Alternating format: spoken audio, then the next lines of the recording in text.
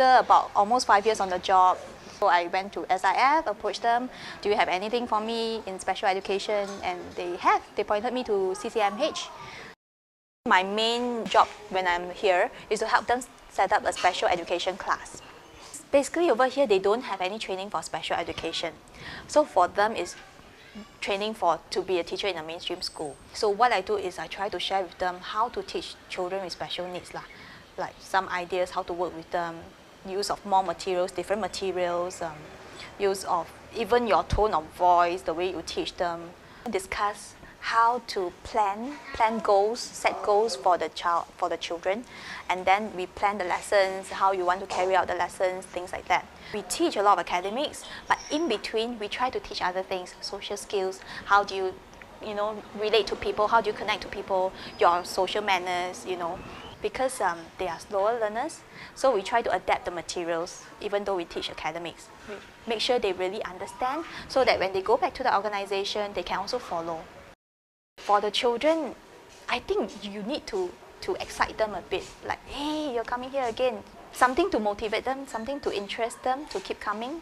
And then in terms of working with the clients, the children, a lot of times it's more working with the adults, the parents, the caregiver, rather than working with the kids. Because the parents, the caregivers, they are the ones who are with the kids most of the time. They are the ones teaching them, working with them, talking to them, bathing them, feeding them.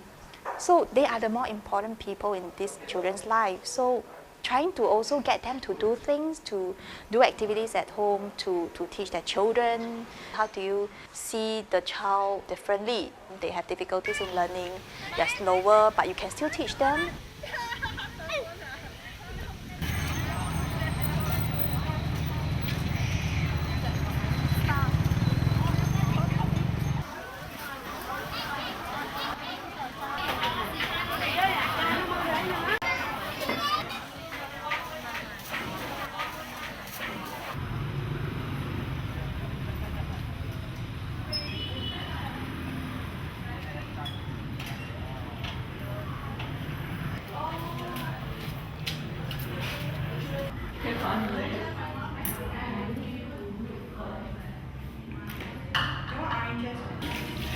I have my lesson, then after that, then I shower, then I cook my own dinner.